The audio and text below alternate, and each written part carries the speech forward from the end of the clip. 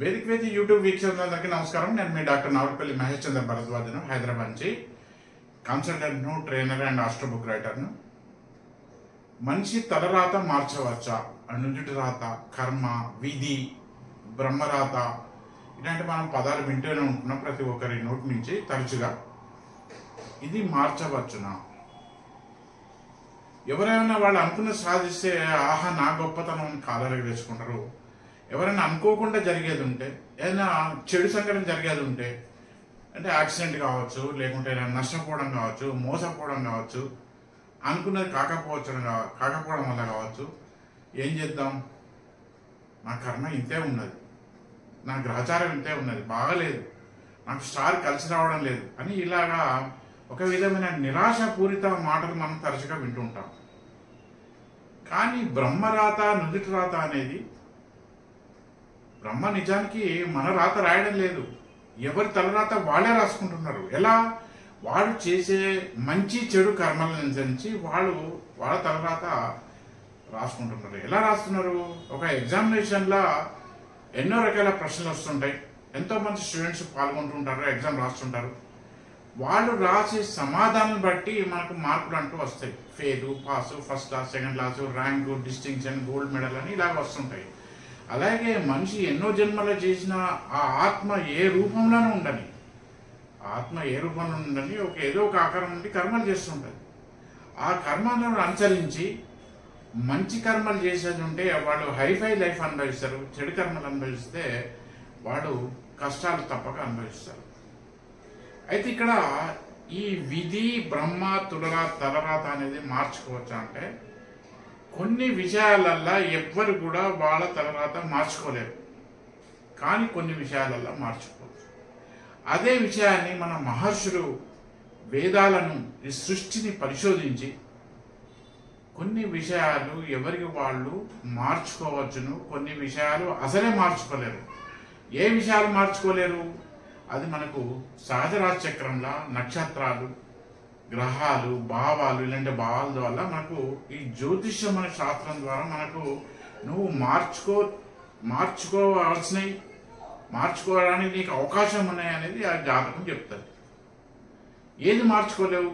నీ తల్లిదండ్రులు ఎవరో నువ్వు మార్చుకోలేవు, నీ తొడబుట్టిన వాళ్ళు ఎవరో నువ్వు మార్చుకోలేవు, అలాగే నీ సంతానాన్ని నువ్వు మార్చుకోలేవు, నీ ఆకారాన్ని నువ్వు మార్చుకోలేవు.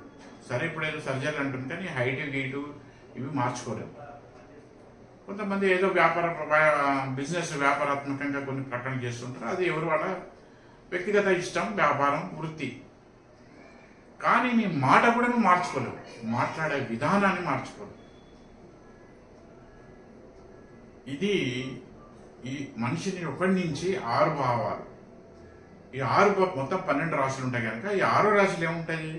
నువ్వు అనుభవించవలసిన రోగాలు, నీకు సంభవించే యాక్సిడెంట్లు, నీకు సంభవించే గొడవలు, కొట్లాటలు అనేది 6 భావాలు ఉంటాయి. 6, 8, 12 భావాలలో అన్ని చెడులే ఉంటాయి. అంటే మంచి కూడా ఉంటాయి. 6వ భావం అంటే మంచి ఉన్నతంగా ఎదుగుతాడు. అయితే ఈ రోగాలు, నొప్పులు ఇవన్నీ రాకుండా ఉండాలంటే కొన్ని రకాల శాస్త్రాలు మహర్షులు మనకి ప్రకృతిని పరిశోధించి మనకు రెడీమేడ్ కూరలాగా టేబుల్ మీద రెడీగా తిండి పెట్టారు. కానీ మనమే ఒక విధంగా అజ్ఞానం, అహంకారంతో పుక్కిటి పురాణాలుగా, పాత చింతకాయ పచ్చడిలాగా అనేక కారణాల వల్ల మనం నమ్మడం లేదు. మన సంస్కృతికి మనమే దూరం అవుతుంది. మన సంతానాన్ని తర్వాత తరాల వల్ల కూడా మనం దూరం చేస్తున్నాం. ఈ తలరాత మార్చుకునే 7 రకాలు ఉంటాయి. 6 అది 7వ భావం నుంచి ఉంటుంది. అంటే నీ భాగస్వామి ఎవరు, జీవిత భాగస్వామి కానీ వ్యాపార స్వామి ఎవరు కానీ నువ్వు నిర్ణయించుకునే అవకాశం ఉంటుంది, మేల్ ఆర్ ఫీమేల్ ఇద్దరికి.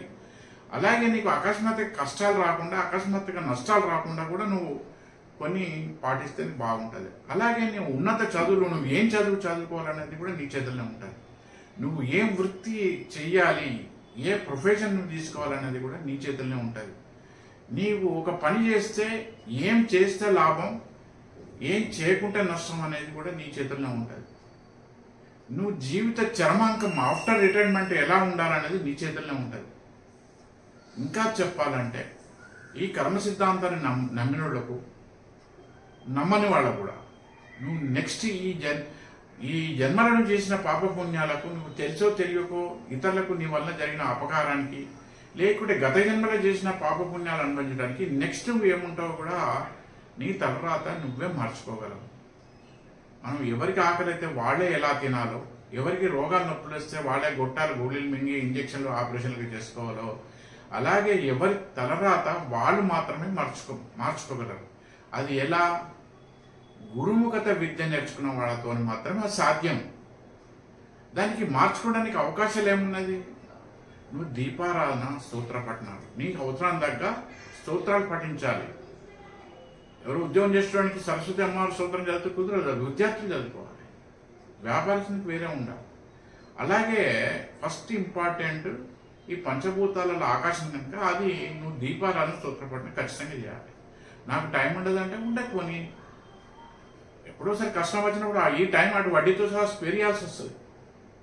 నెక్స్ట్ నువ్వు తినే ఆహారం, సాత్విక ఆహారం తీసుకోవాలి. మూడోది, నువ్వు నివసిస్తున్న ఇల్లు, నీ ఇంట్లో వాస్తు దోషాలు లేకుండా చూసుకోవాలి. ఉన్నాయా లేవా అని ఇప్పుడు ఏర్పడదు. అది కూడా గురుముఖత విద్య నేర్చుకున్న వాళ్ళతో మాత్రమే సాధ్యం. అందరికీ సాధ్యం కాదు. బోర్డులు పెట్టుకున్నంత మాత్రం, విజిటింగ్ కార్డులు పెట్టుకున్నంత మాత్రం అందరికీ అది సాధ్యం కాదు. అలాగే ఒక స్పార్క్ రాంది వంట, మనం గ్యాస్ ఎలాగా వంట వండుకోలేమో, ఒక వెహికల్ ఎలా మూమెంట్ రాదో, అలాగే నీ జాతకం ప్రకారం, నువ్వు పుట్టిన గడియల ప్రకారం నీ పేర్ల సౌండ్ ఫ్రీక్వెన్సీ కరెక్ట్ ఉందా లేదా చూసుకోవాలి. ఇవి చేసుకుంటే నీ తలరాత నువ్వు మార్చుకునే శక్తి నీ చేతుల్లో ఉంది, భగవంతుని చేతులు లేదు. నీకు ఒక అవకాశం ఇచ్చాడు. నువ్వు అజ్ఞానంతోనో, అహంకారంతోనో, మూర్ఖత్వంతోనో, కారణం ఏదైనా కానీ నువ్వు విస్మరిస్తే అది నష్టం నీకే కానీ ఎవరికి, దేవునికి కానీ ప్రకృతి కానీ ఎవరికి జరగదు.